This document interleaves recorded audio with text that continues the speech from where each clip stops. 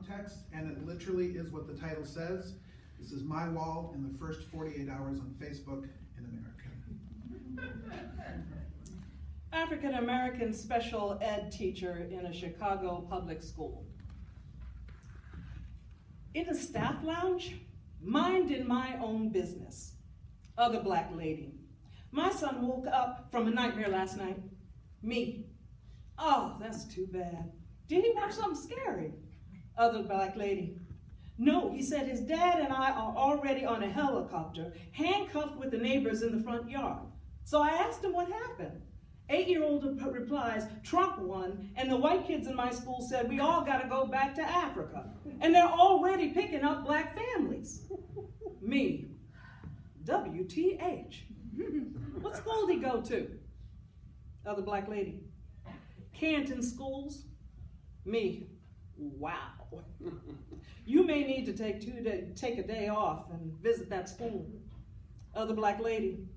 I requested a meeting with the principal and his teacher tomorrow. Me, good for you. Always advocate and educate your children. Still in shock, I smiled and walked away. This tragic election has put fear in our babies. SMDH, I don't understand this country's united we stand, but divided we fall. Needless to say, I'll be eating at my desk from now on because it's tense up in this place.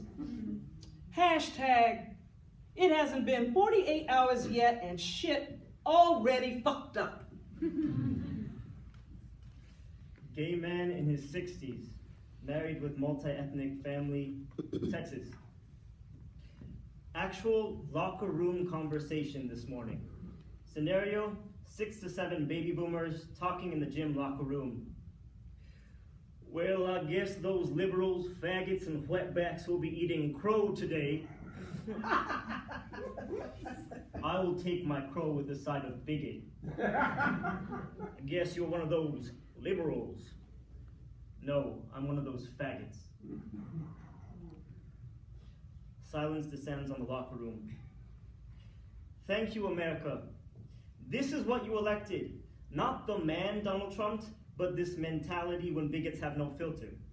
I pray you are still good with your vote in a month or in a year. God bless America. My family thanks you. White male, father of 2, New Jersey.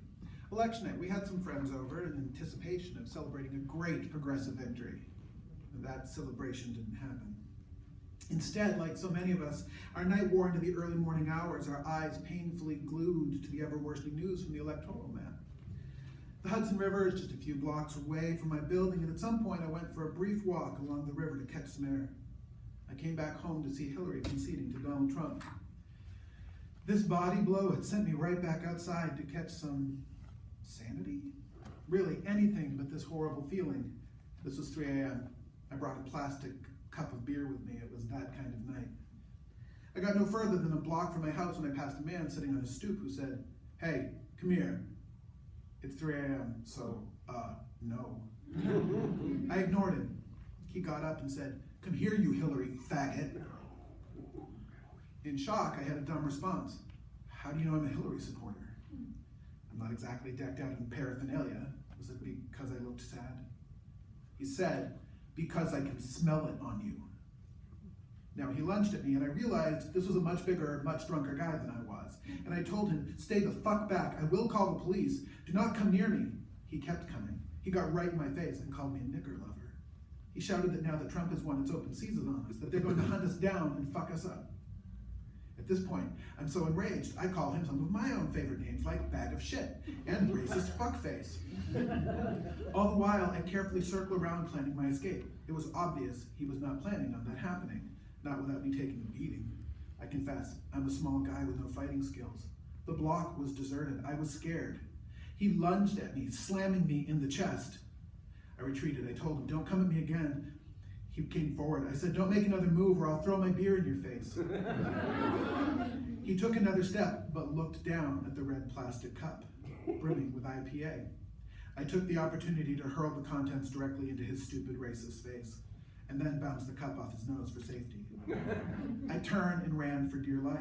He pursued, but gave up after 15 feet. I made it home safely. I'm a privileged, straight, white American guy, so I don't believe I could be the victim of a hate crime.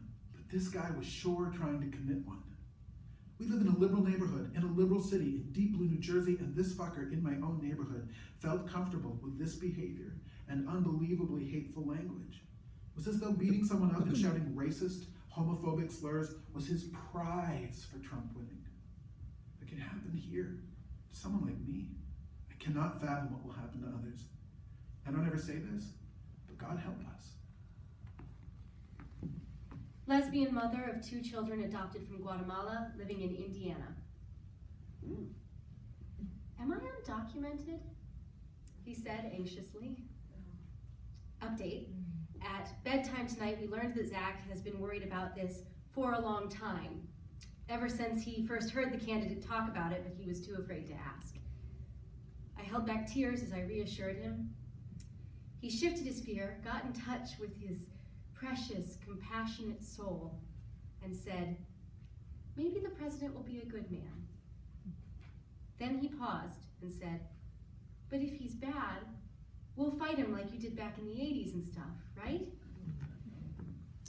We all got to go back to Africa, and they're already picking up black families. Liberals, faggots, and wetbacks were eating crow today. It's open season on us. They're gonna hunt us down and fuck us up. If he's bad, we'll fight him like you did back in the 80s, right? We all got to go back to Africa. Liberals, faggots, and wetbacks. It's open season on us. If he's bad, we'll fight him.